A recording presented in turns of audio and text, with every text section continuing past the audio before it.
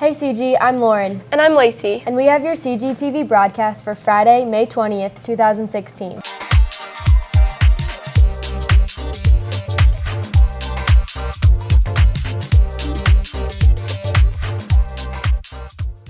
This week we have a bunch of features for you. From a story on student YouTube channels to a feature on the upcoming Charlie Brown theater production. First up today, a cool VJ brings us a story on the recruiting process for National Signing Day. Spring athletes talk about the different steps of the recruiting process. The process involved asking athletes about their first interaction with coaches, to visiting schools, and then trying to find the perfect fit. So first off, you start getting emails from coaches, and some coaches even slide in your Twitter DMs or something like that. Then you start to know the coach, get to learn more about the college. Normally when colleges first figure out that you're able to play at their school and at that level, it kind of comes in a big rush. A lot of colleges pretty much at the same time. What are official visits like for athletes? First, they take you around the school and show you what it's like. I mean, basically, you want a school that's kind of like this one. Then they'll take you to a weight room where you get to see it, to where you get to lift. And then they'll show you the field and the locker room, and you can meet some of the players to kind of give you a feel for what the program's like.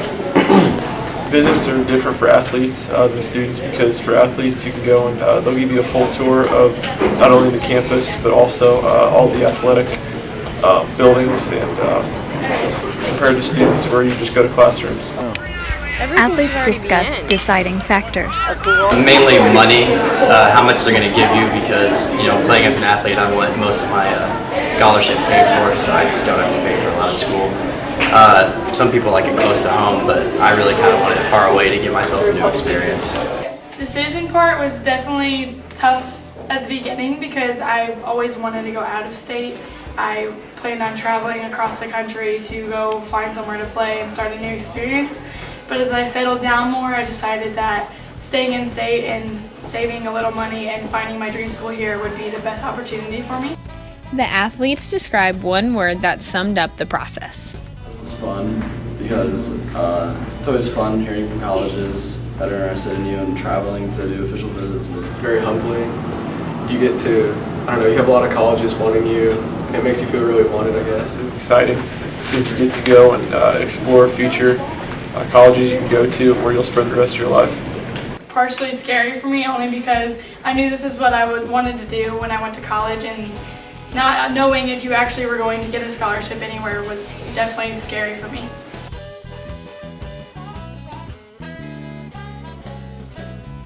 Thanks, Akul. While these seniors are moving on to college athletics, all of the seniors have been having fun this week with the annual Senior Week dress-up days. Keaton Clark recaps the week for us.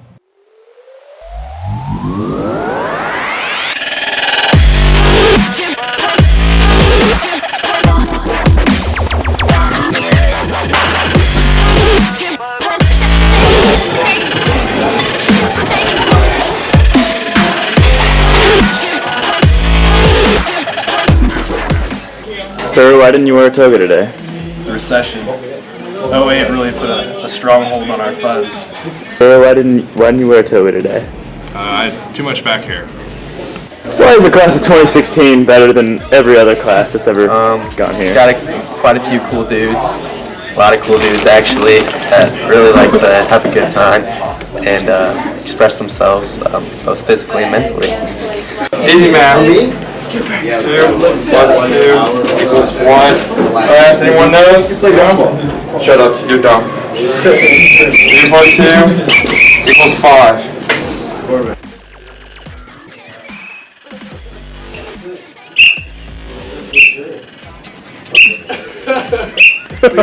Hey, I'm Rod, and I'm a stuntman.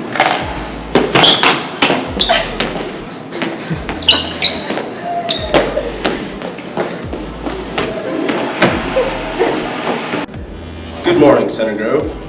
The weather today is approximately 63 degrees, overcast, pretty cloudy, no sun. Remember, stay classy, San Diego. I'm Ron Burgundy. Alright, what are you supposed to be? I'm the Dark Lord of the Sith.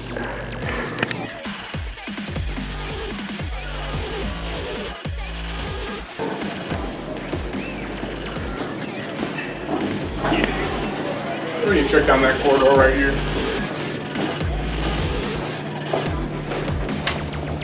Sir, drop whip. I'm a store clerk.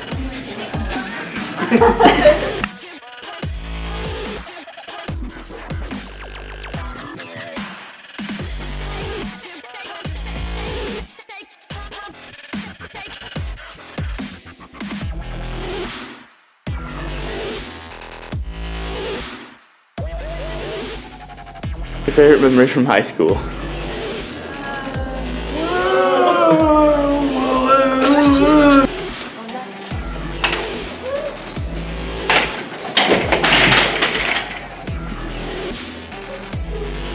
Sir, what's your favorite memory from high school? High school was 70 years ago, but I'd have to say when the ladies would show their ankles. Oh yeah.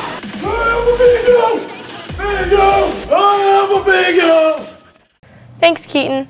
Several seniors have been working to produce this weekend's theater production of Charlie Brown. Jeffrey Robinson, Nick Nightingale, and Dustin Evans bring us the story. The musical You're a Good Man, Charlie Brown is coming to Center Grove this weekend.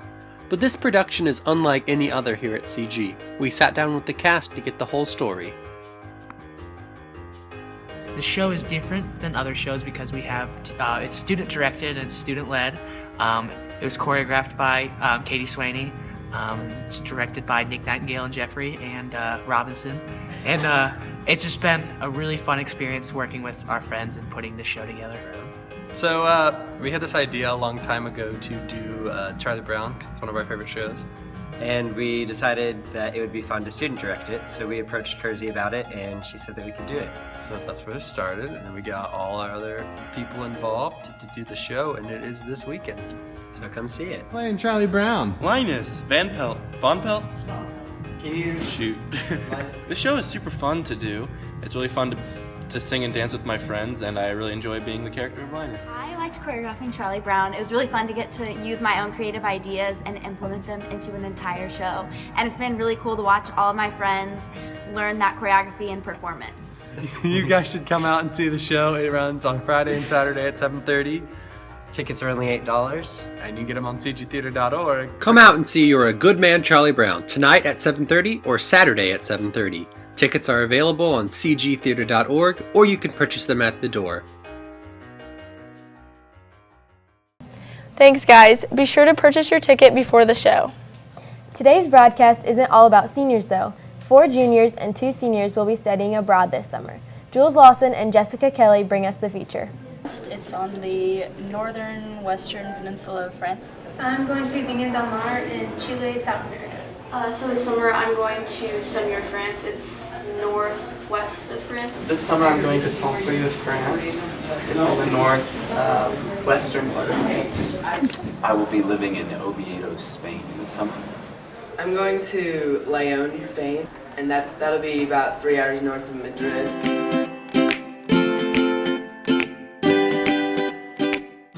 The Indiana University Honors Program in Foreign Languages is a selective program that gives high school students with a passion for foreign language the opportunity to immerse themselves completely in another culture by traveling abroad alone.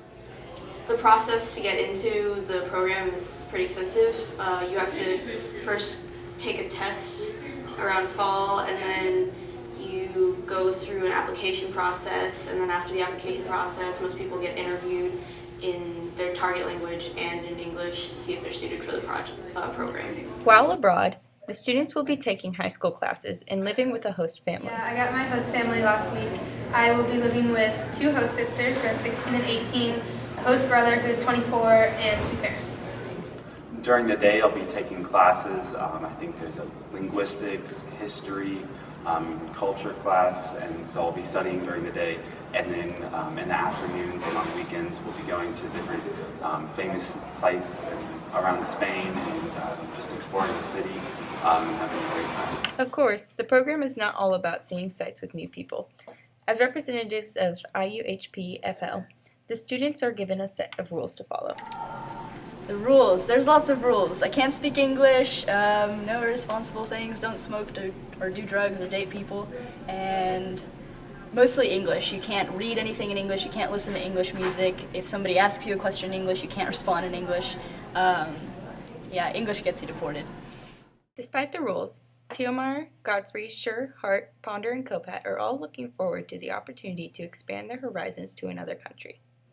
I just think it's going to be a great opportunity to improve my speaking skills, and I'm so excited to live in a different place and have a great time exploring the city, just learning about the culture. I'm most looking forward to meeting the people and learning the culture. I've learned a lot about the culture already, but I just want to experience it. I'm definitely looking forward to living with the host family because I feel like that gives you a much better experience of the culture when you're actually in it and not staying in a hotel. I'm most looking forward to, I think, being able to live there and like being somewhere different and eating French pastries. I'm looking forward to understanding another culture and just being able to say that I lived somewhere else other than the States and learning French and being away from like the technological side of like our culture and understanding the language and being fluent. Not speaking English. Probably living with a host family. I think that's just really exciting to me to like have a bond with other people that's that close, and the food. I'm looking forward to the food. While the trip will be exciting, the students can already predict that their life in America will occasionally be missed. I'm most nervous about probably the struggle at the beginning because I know like even with my knowledge of French I'm not fluent, and so it'll probably be a struggle to communicate with people and get across what I want or what I need. I'm going to miss most of my friends and family. What I'm going to miss most about America is that I'm missing the premiere of Finding Dory. Yeah, I'm pretty upset about that. And I made plans in 7th grade to go see it with somebody, so I'm hoping that maybe I can see it in Spanish while I'm there, but it's about the only thing I'm really going to miss.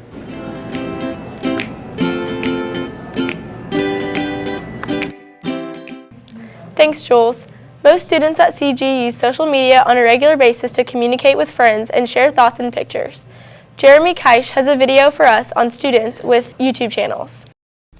Several students at Center Grove have YouTube channels. CGTV caught up with some of the online stars. Valerie Patterson, Kaylee Malden, and Alyssa Mokas all have YouTube channels focused around makeup.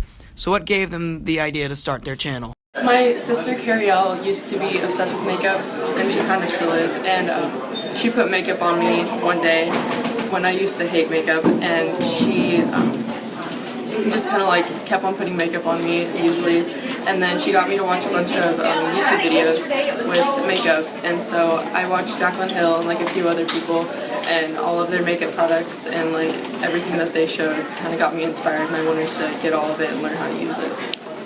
I always watched a lot of YouTube videos, and I started watching makeup artists like Nicole Guerrero and Jaclyn Hill. I started watching a lot of other people, and I got really interested in it, and I just started becoming addicted to makeup, and I wanted to share it with other people.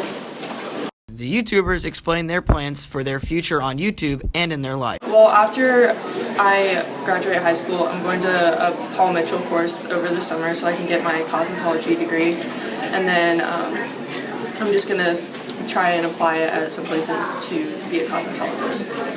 I don't plan on doing like makeup as a entire career. I'm going to be a paramedic and then as a side hobby be like a cosmetologist or something like that.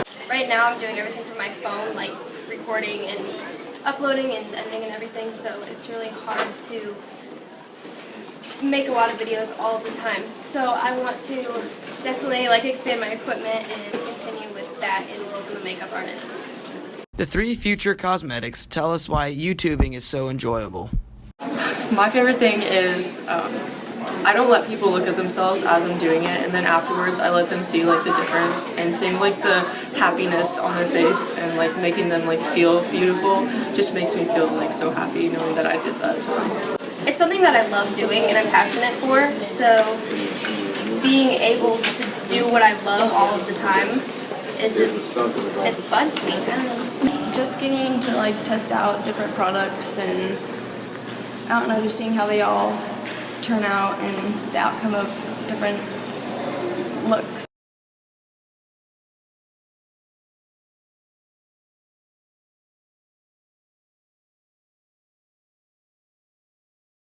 Thanks, Jeremy. If you're on Twitter, you may have seen pictures and videos of the dance parties that happen every Friday in the special education hallway. Sam Aquino brings us a feature on the inspiration for the party. McDaniel and Leidy dance every Friday to a song of their choice, motivating kids to finish the week strong. Just like the kids, you know, we get to Friday and we're ready for the day to be done and ready for the weekend. But we truly love being with each other and just having fun. And I think school should be fun. High school was one of the best times of my life, and I think Mrs. McDaniel had a really good high school experience. And so if we can bring some of that joy to Center Grove High School, we definitely want to do that. I think the energy too, like during passing period, we're kind of getting kids pumped up to go to their next class. Again, it's not probably going to be the most exciting time, but just to get here pumped up during the passing period and just motivation. Like just let's go, we're almost there, happy Friday, you're here, we're here, let's get through the day together. The Friday celebration in the Special Services hallway began earlier this year. Leidy kind of put it in, you know, put the bug in the air, and I was like, we totally did that in my high school, and we had so much fun, and the passing period was just a lot quieter and calmer because people are listening to the music and enjoying that versus, you know, we had, you know, if there was disagreements or whatever, it didn't matter. Like, it was just all mellow, calm during passing period, and people just going from class to class. My high school played the fight song at the end of every day, and it was awesome because at every sporting event, every kid and student, parent stood up to the fight song, and everyone knew the words, and that was kind of motivational too, to have kids just take pride in Center Grove and being here. You know, we love being here, and we're proud to be Trojans and teaching kids, so we, you know, kind of wanted to spread that here too. Even though it started in one hallway, teachers hope the fun spreads. We would love to get this school-wide. At my school, Fridays we would have themes. Even if it was country, it was just funny, like to have all these old school country songs on, and we have an 80s theme week. So it would be fun to definitely expand this to school-wide and get people out and dancing in the hallways. Music in the hallways has been a topic in RSVP, but there have been some technical difficulties.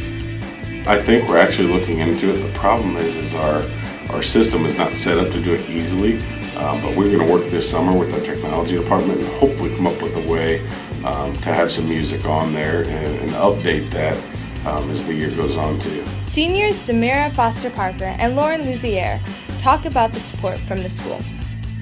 I think they support it pretty well, but I think encouraging it is important too, because I know some kids, like, they say like, oh, they dance in the hallway, that's kind of stupid, and it is kind of, it's silly, it's not stupid, but it's just fun, it makes them happy, so why not?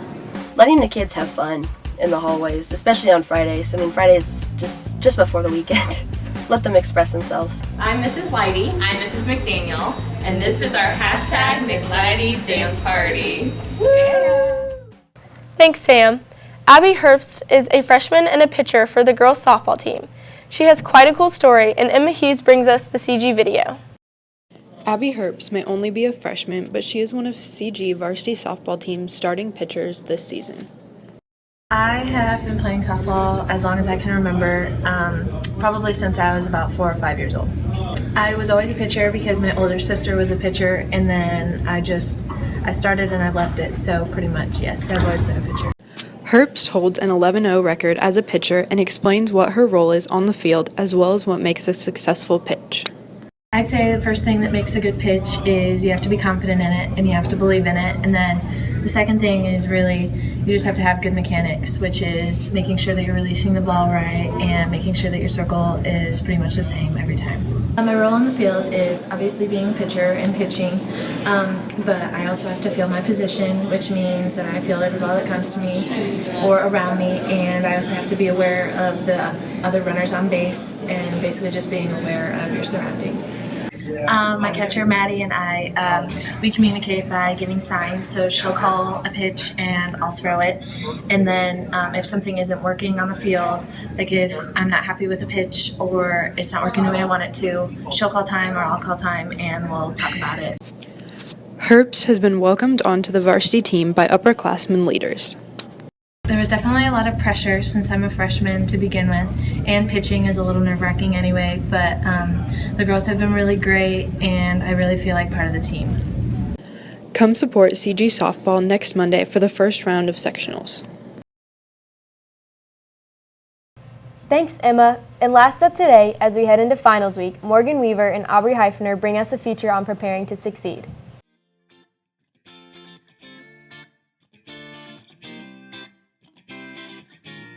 Students all around the school approach finals differently. Here's some students' advice on how you should handle this stressful time. Definitely study. Use the crayon packets you get from your teachers, and get some sleep. Lots of sleep. Eat food too. Study hardcore. Listen to your teachers. Don't stress about anything, just kind of study what you think that you should know and you'll probably do well. I study mostly at home and then just review during the study periods. Eat, sleep, and stay proactive.